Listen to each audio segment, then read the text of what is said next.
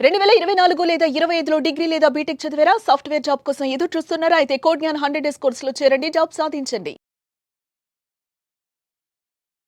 మిత్రులందరికీ నమస్కారం.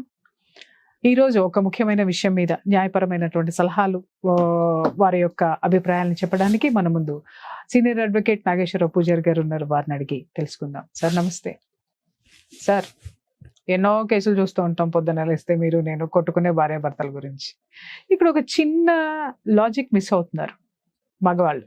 ఏంటి అనంటే, ఆడది ఇద్దరి మధ్య జరిగినటువంటి సంఘర్షణలు కానివ్వండి, గొడవలు కానివ్వండి, వాటికి సంబంధించి భరించలేనటువంటి ఇష్యూ ఉన్నప్పుడు భార్య భర్త మీద క్రిమినల్ కేసెస్ వేస్తుందేమో అనేటటువంటి కోణంలో ఒక ఆలోచన కనుక భర్తకి వస్తే, ఇన్ కేస్ ఒకవేళ అతను దాని నుంచి బయటపడాలి అని అంటే ఒకే ఒక కేసు వేయమని చెప్పేసి అని అందరు చాలా మంది అడ్వకేట్స్ వాళ్ళకి సలహా ఇస్తున్నారు. నా దగ్గరికి వచ్చి అది ప్రస్తావించిన వాళ్ళు కూడా చాలా మంది ఉన్నారు. ఏంటి అంటే, ముందే మీరు వెళ్ళిపోయి ఆవిడ కేసులు పెట్టక ముందే మీరు వెళ్ళిపోయి కాపురానికి రమ్మనమనో, లేకపోతే కాంప్రమైజింగ్కి రమ్మనమని చెప్పో, లేకపోతే కాపురం చేయడానికి ఇష్టపడుతున్నానో ముందే మీరు ఒక నోటీస్ పంపించండి అనో, లేకపోతే ముందే మీరు ప్రొసీడ్ అయిపోండి అనో ఒక సలహా ఇస్తున్నారు.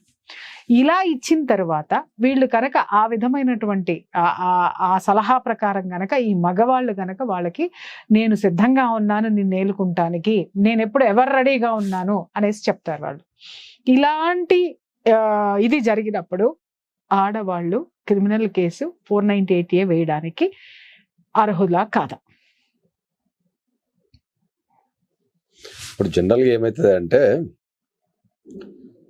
ముందల కాళ్ళకి బంధం అంటారు కదా. అదే జనరల్గా ఏమవుతుంది అంటే ఏంటంటే, డైవోర్స్ ఇష్యూ మీద చాలా మందికి, first of all divorce issues మీద చాలా మందికి అవగాహన లేదు. ఫస్ట్ రెండోది ఏంది అంటే, పర్టికులర్ చెప్పాలంటే ఏంది అంటే, రెండో దానికి వచ్చినప్పుడు ఏమైందంటే సమస్య ఒకటే ఉంటుంది. కలిసి ఉండాలా విడిపోవాలనే సమస్య ఒకటే ఉంటుంది. రెండు కుటుంబాలు లేకపోతే ఇద్దరు వ్యక్తులే ఉంటారు సమస్యల. కానీ చట్టానికి వచ్చారికి ఏంటంటే చాలా రకాలైన చట్టాలు ఉన్నాయి. ఒక 6 రకాల చట్టాలు ఉన్నాయి భార్యాభర్తల మధ్యలో. సో ఏ చట్టానికి సంబంధించి ఆ చట్టం ప్రత్యేకత ఉంటుంది.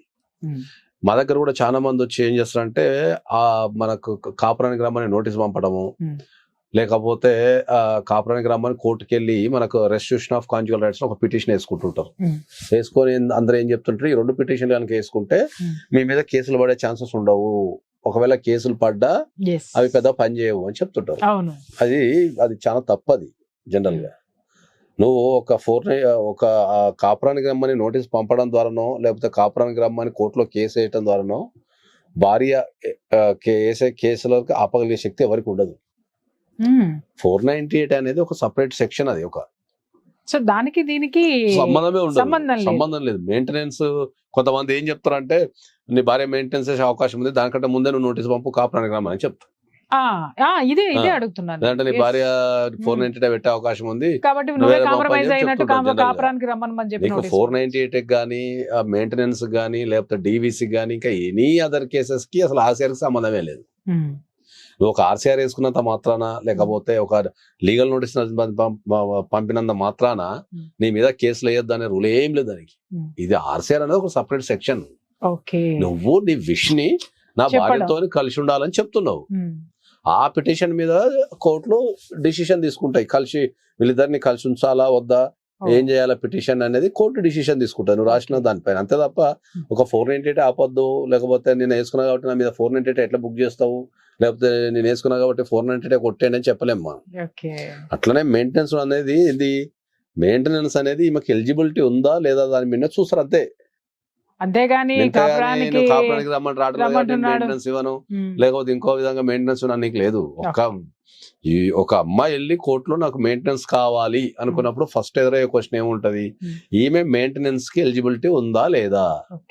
మెయింటెనెన్స్ ఎలిజిబిలిటీకి క్వశ్చన్ ఏముంటది, ఆమెకి ఎర్నింగ్ కెపాసిటీ ఉందా, హైలీ ఎడ్యుకేటెడా, లేకపోతే వర్కింగ్ ఎక్స్పీరియన్స్ ఉందా, వర్క్ చేస్తుందా, లేకపోతే హౌస్ వైఫా, ఓన్లీ భర్త మీద ఆధారపడి బతకాల్సిన పరిస్థితి ఉందా అనేది చూసి దాన్ని బట్టి కోర్టు డిసైడ్ చేస్తుంది, ఇవ్వాలా వద్దా అని డిసైడ్ చేస్తుంది. అంతే తప్ప ఈ ఆర్సీఆర్ వేసుకున్నా కాబట్టి మెయింటెనెన్స్ ఇవ్వాలి నీకు లేదు.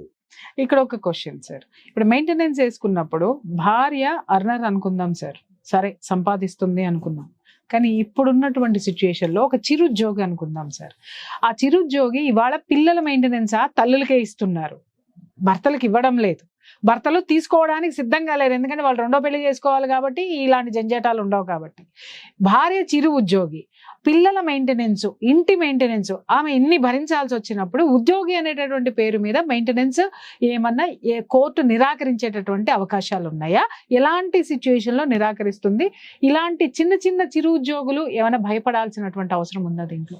జనరల్ అదే చెప్పిన, మెయింటెనెన్స్ మీద భారతదేశంలో ప్రత్యేకమైన రూల్స్ లాంటివి ఏం లేవు. సో పని చేసిన అమ్మాయికి కూడా మెయింటెనెన్స్ ఇచ్చిన రోజులు ఉన్నాయి, పని చేయని అమ్మాయికి కూడా మెయింటెనెన్స్ రోజులు ఇచ్చిన రోజులు ఉన్నాయి. అకార్డింగ్ టు గ్రౌండ్ రియాలిటీ, అక్కడ ఉన్న పరిస్థితిని బట్టి ఆలోచిస్తారు, అంతే తప్ప గ్రౌండ్ రియాలిటీస్ అంతే తప్ప ఏ కేసు కా కేసు ప్రత్యేకంగా ఉంటది తప్ప ఒక కేసుని బేస్ చేసుకుని అక్కడ ఏమి ఉండదు. సుప్రీం కోర్టులోనే రకరకాల ఒపీనియన్స్ ఉన్నాయి. అవును, కొన్ని చోట్ల పనిచేసే అమ్మాయి అయితే ఎందుకు మెయింటెనెన్స్ ఇవ్వద్దు, ఆమె పనితో పాటు మిగతా పనులను చేస్తుంది కదా అన్న జడ్జిమెంట్స్ ఉన్నాయి. కొన్ని చోట్ల హైలీ ఎడ్యుకేటెడ్ ఉంది కాబట్టి ఇవ్వాల్సిన అవసరం లేదు, ఆమెకి ఎర్నింగ్ కెపాసిటీ అనేది ఉంది. అంటే ఈ వాక్యం ద్వారానే చెప్పలేం మనం, గ్రౌండ్ రియాలిటీ ఆమె చుట్టూ ఉంది కాబట్టి అనే చెప్పలేం మనం. కేసులో ఒక మెయింటెనెన్స్ డిసైడ్ చేయాలంటే చాలా ఫ్యాక్టర్స్ ఉంటాయి. సార్ ఒక మాట అడుగుతాను, చెప్పండి. మీరు చెప్పారు ఈ గ్రౌండ్ రియాలిటీస్, ఇవన్నీ ప్రూవ్ చేయాల్సింది లాయర్ మీదే కదా, అడ్వకేట్స్ ప్రూవ్ చేయాలి అదంతా. ఏ కేసు అయినా సమర్థవంతంగా నడపగలిగేది అడ్వకేట్స్ కూడా, సమర్థవంతంగా నడపగలిగితే ఏ కేసు అయినా గెలవచ్చు, ఏదైనా గెలవచ్చు. ప్రొసీడింగ్స్ విపరీతంగా తెలిసి ఉండాలి చాలా, ఎందుకంటే లా చాలా కష్టంతో కూడుకున్నది. ఇటు ప్రొసీడింగ్స్ తెలవాలా, నెక్స్ట్ స్టెప్ ఏం వేయాలా, ఒక ఆర్డర్ కాపీ వస్తే ఎక్కడ ఛాలెంజ్ చేయాలా, తర్వాత ఆర్గ్యుమెంట్స్ ఎట్లా చేయాలా, తర్వాత డ్రాఫ్టింగ్ అంతా రకరకాల స్కిల్స్ ఉంటాయి. కాబట్టి ఎటువంటి కేసు అయినా కూడా అడ్వకేట్ కనుక స్కిల్డ్ అడ్వకేట్ కనుక ఉంటే డెఫినెట్లీ దాన్ని విన్ అయ్యే ఛాన్సెస్ ఎక్కువ ఉంటాయి. సో మీరు అన్నట్టుగా ఈ విధంగా కాపురానికి రమ్మని వేస్తే ఏ కేసు ఆపలేరు. మా దగ్గర కూడా చాలా మంది ఫస్ట్ ఆర్సీఆర్ వేస్తారు, తర్వాత లేదంటే కాపురానికి రమ్మని నోటీసు పంపిస్తారు. ఈ ఆర్సీఆర్ వేసి కాపురానికి రమ్మంటే ఈ లోపు 4 కేసులు వేస్తుంది.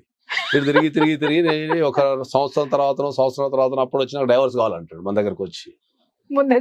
అరే నేనంట మరి నీకు డైవర్స్ కావాలనుకున్నాం, నువ్వు డైవర్స్ అయ్యచ్చు కదా డైరెక్ట్. మనసులో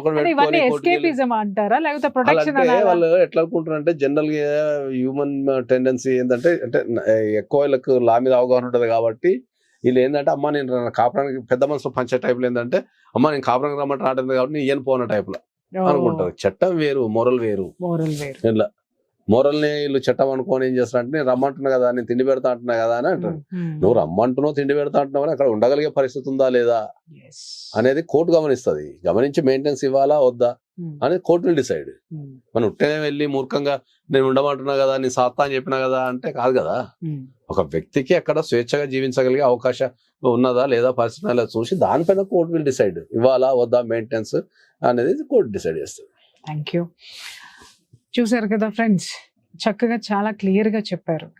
ఎప్పుడైనా సరే మీరు ఒక కేసుని మీరు కోర్టులో వేసుకోవాలి అనిపించినప్పుడు ఆ కేసుకి సంబంధించినటువంటి పూర్తి ఇన్ఫర్మేషన్ ఒక ఎక్స్పీరియన్స్డ్ వన్ దగ్గర నుంచి సలహా తీసుకుంటే, ఎక్స్పీరియన్స్ లాయర్ల దగ్గర నుంచి సలహా తీసుకుంటే మీరు ఖచ్చితంగా దాంట్లో గెలిచేటటువంటి అవకాశాలు చాలా ఉంటాయి. మీకు ఎవరికైనా ఇలాంటి సలహాలు, ఇలాంటి కేసుకి సంబంధించినటువంటి సలహాలు కావాలి అనుకుంటే స్క్రీన్ మీద కనిపించేటటువంటి నంబర్కి కాల్ చేయండి. నాగేశ్వరరావు పూజారి గారు మీకు అపాయింట్మెంట్ ఇస్తారు, సలహాలు ఇస్తారు. Thank you. సుమన్ టీవీలో మీ పర్సనల్ అండ్ బిజినెస్ ప్రమోషన్స్ కోసం కింది నెంబర్కి కాంటాక్ట్ చేయండి.